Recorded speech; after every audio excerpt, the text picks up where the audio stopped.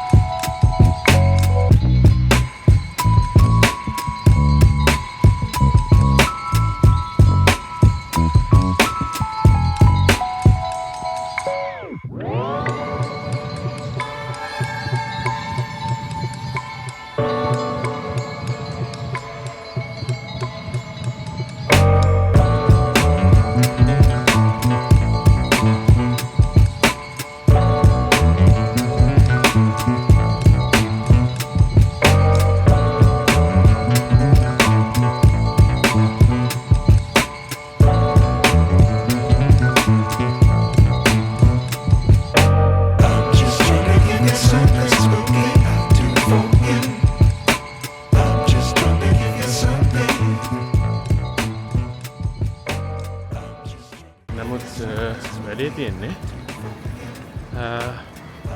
අමාරුයි. මම පොඩි බඩුවක් ගන්න ආවා. බලාපොරොත්තු හරි අඩුයි.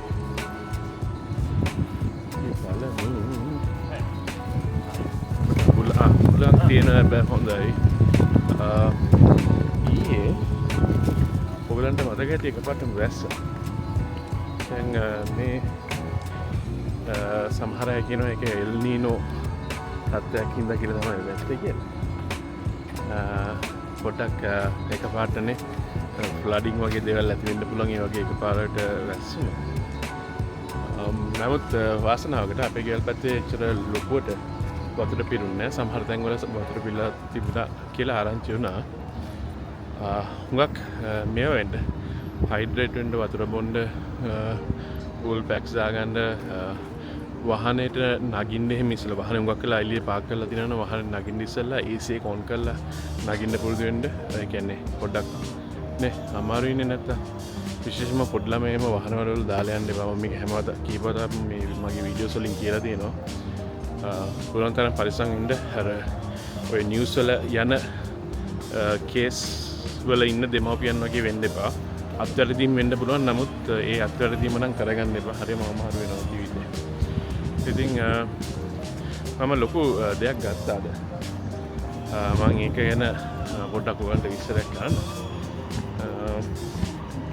ඒකට හේතුව තමයි ගන්න හේතුව මගේ එතකොට වීඩියෝ ක්‍රියේෂන් කිට් එක සම්පූර්ණ වෙනවා එකෙන්. ඒකින්ද මම ඒක අරන් යන්න ආවා. ඉදිරි අනාගතයේදී හොඳ වීඩියෝස් ගන්න හිතනවා. ඒ වගේම මම හුඟක් කල් කරපු දෙයක් තියෙනවා මේ ට්‍රැවලින් කියන දේ ජපානයේ තුල. ඒක ඉදිරියේදී කරන්න යනවා. ඒකත් එක තමයි ගත්තේ. උලම්පා මාර උලම්. ඉතින් බලමු ඉස්සරහට මොන වගේ වීඩියෝස් එක ගන්න පුළුවන් කියලා.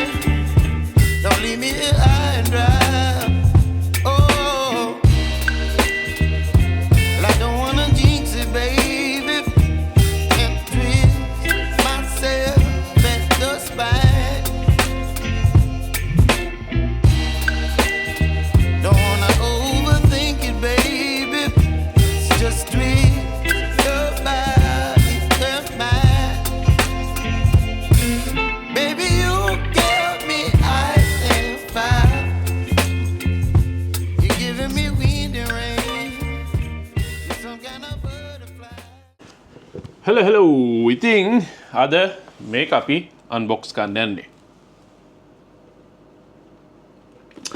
ඔව් දැන් මට මේක ගන්නකොට ඔප්ෂන්ස් කිහිපයක් තිබ්බා. එකක් තමයි මේකේ ෆ්ලයිමෝ කොම්බෝ නොවන ඔප්ෂන් එක. ඒ කියන්නේ RC2 එක නැතිව ඒ කියන්නේ රිමෝට් කන්ට්‍රෝල් එක නැති වෙන එකයි. ඊට පස්සේ අනිත් එක RC2 එක ඒ කියන්නේ ෆ්ලයිමෝ කොම්බෝ එක කියන එක ගන්න ඔප්ෂන් එකක් හැටියට තිබ්බා. නමුත් මම මේකේ ෆ්ලයිමෝ කොම්බෝ ප්ලස් කියන ඔප්ෂන් එක ගත්තේ. මොකද හේතුව ඒකේ ඔයගලන්ට පේනවා ඇති මෙතන තමයි ලොකු වෙනසක් තියෙන්නේ. මෙන්න මේ වෙනස හින්දා තමයි තව පොඩ්ඩක් වැඩි ගාණක් දීලා මේක ගත්තේ. ඉතින් අපි මේක අන්බොක්ස් කරලා බලමු.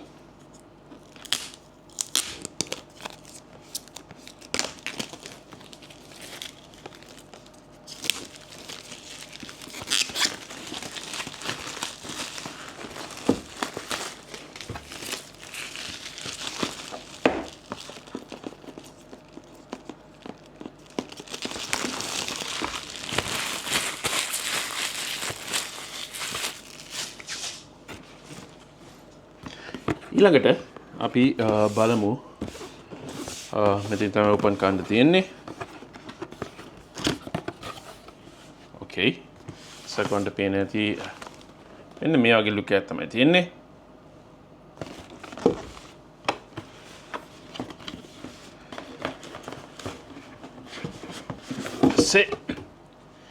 මේ බෑග් එක තමයි තියෙන්නේ. ඉතින් මේ බෑග් එකේ අරපුවම මොනවද තියෙන්නේ කියලා බලමු. පෙට්ටියක්.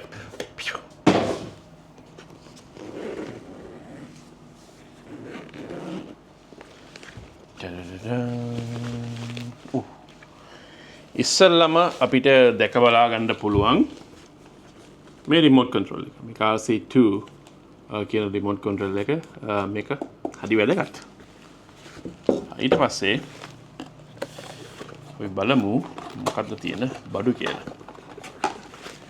දැන් මේ පෙට්ටියේ තියෙනවා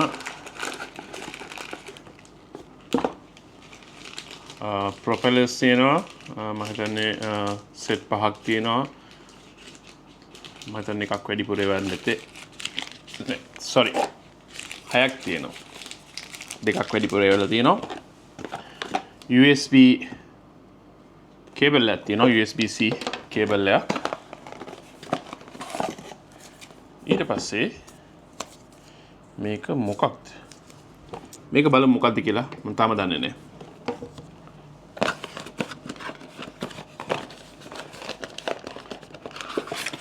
පස්සේ හැම ප්‍රොඩක්ට් එකේම තියෙන ස්ටිකර් එක එවලා තියෙනවා මේකේ. පස්සේ මම හිතන්නේ මේක ඉවරයි. මේක පොඩ්ඩක් හොයලා බලන්න ඕනේ. ඊට පස්සේ ඔයන් පේන ඇති මේක ඩ්‍රෝන් එක තියෙනවා. ඊළඟට තියෙන්නේ මේ ඩ්‍රෝන් එකත් එක්ක එන බැටරි සෙට් එක. හරි. දැන් මේකේ ඔයගොල්ලන්ට බැටරි ඉස්සෙල්ලාම ඇරලා පෙන්නන්න. මේක ප්ලස් එකේ තියෙන වෙනස වැඩිපුර වෙලාවක් ෆ්ලයි කරන්න පුළුවන්. හරි. ඕකේ බැටරිස් දෙකක් එනවා මේකට. දැන් මෙතන තියෙන්නේ මේකේ මම හිතන්නේ ලොකුම ප්‍රශ්නේ තියෙන්නේ ග්‍රෑම් 250ට වැඩි වෙනවා මේ බැටරි පැක් එකත් එක්ක උඩට යවනකොට. ඉතින් ඒක සමහර රටවල් වලට මම හිතන්නේ නීති අනුකූල ප්‍රශ්න තියෙනවා. සමහර රටවල් තියෙනවා ග්‍රෑම් 249 වෙනකන් රෙජිස්ටර් වෙන්න ඕනේ නැහැ යවන්න. නමුත් ජපානයේ ඒක අදාළත්වයක් නැහැ. ඩ්‍රෝන් එක ග්‍රෑම් 100ට වැඩි නම් අනිවාර්යයෙන්ම රෙජිස්ටර් වෙන්න ඕනි කියලා තමයි මට ආරංචි උනේ. ඉතින් ඒකින්ද මේ ප්ලස් එක ගත්ත එක මට හොඳයි කියලා හිතුණා. ඉතින් මොකද්ද මේ ඩ්‍රෝන් එක? ඉස්සෙල්ලාම ඩ්‍රෝන් එක ගැන කියන්න බෑ. ඩ්‍රෝන් එක ඇවිල්ලා DJI Mini Pro 5 එක ගත්තේ. ඉතින් මේක අතල්ලා බලමු කොහොමද කියලා. ඊපස්සේ බෑග් එකේ දැන්ට පොඩ්ඩක් බිමට දාමු. මේක තමයි ඩ්‍රෝන් එක. හරි. සැහැල්ලුයි, හුඟක් සැහැල්ලුයි. දැන් බැටරිය මම හිතුවා සමාවෙන්න බැටරිය කොහොමද දන්නේ? බැටරියක් නැහැ මේකේ දාලා. තියෙනවා. තියෙනවද නැද්ද? මම දන්නේ නැහැ. කොහොම හරි බැටරිය තියෙනවනේ හොඳයි. නමුත් බැටරිය තියෙන්න ඕනේ. මේක තියෙනවා. අපි පොඩ්ඩක් ගලවලා බලමු.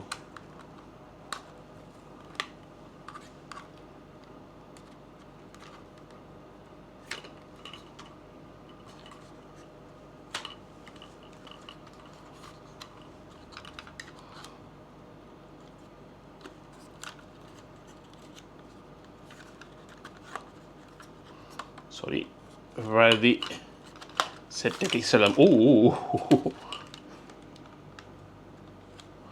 මේකත් ගලවන්න තියෙනවා right sorry මේක ඇවිල්ලා ලෙන්ස් එක කව කරන එක ඊට පස්සේ මේක අරින්න තියෙනවා මේක මෙහෙම යන්න තියෙන්නේ sorry මේක මෙහෙම යන්න තියෙනවා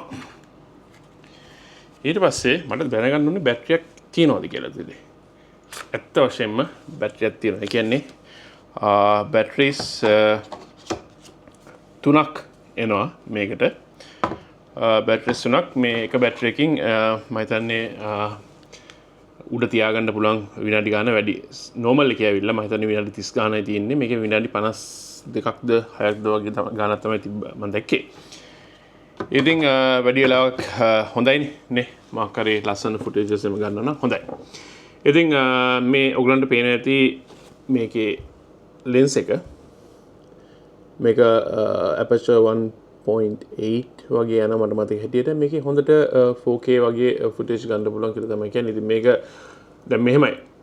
මේක Mini Pro 5 එකට යන්න හේතුව තමයි මේකේ compatible ඒ කියන්නේ හුඟක් දේවල් වලට ඒ කියන්නේ මගේ day to day tasks දෙනවා. ඒ කියන්නේ හුඟක් වෙලාවට මම solo කරන්න හැම දෙයක්ම. ඉතින් solo කරනකොට මේකේ මොනවාද එක එකනේ බාධක එහෙම ෂේප් කරගෙන මාව ෆලෝ කරන්න පුළුවන් ඉඩකඩ වැඩි කියන්නේ තාක්ෂණය වැඩි කියලා හිතන හින්දා තමයි මම මේක ගත්තේ. දැන් මම ඩ්‍රෝන් එකක් ගත්ත පළවෙනි වතාව මේක.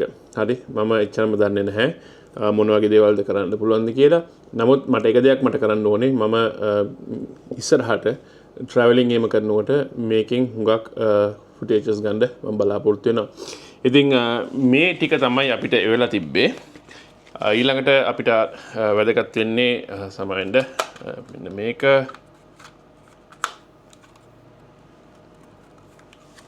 පොඩ්ඩක් තාම නවන එක හරියට තේරුම් නැහැ. හරි.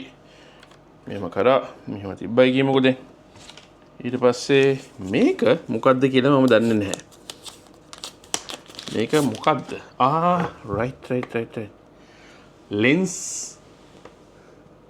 filters ND filters වගේක් තියෙනවා මේක. මම හිතුවේ නෑ ND filters තියෙනවා කියලා. නමුත් ND filters තියෙනවා හොඳයි. හොඳ aerial footage එකම ගන්නකොට ND filters හොඳයි. lucky කියන්නේ සල්ලි ගෙව්වා. හරි.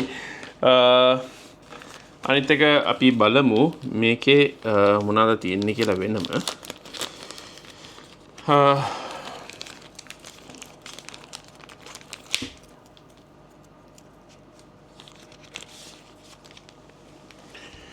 මම හිතන්නේ එක දේවල් මැනුවල්ස් වගේ තියෙනවා මේවා පස්සේ කියවන්න ඕනේ. දැනට මේක ඊට පස්සේ අපිට වැදගත් වෙන්නේ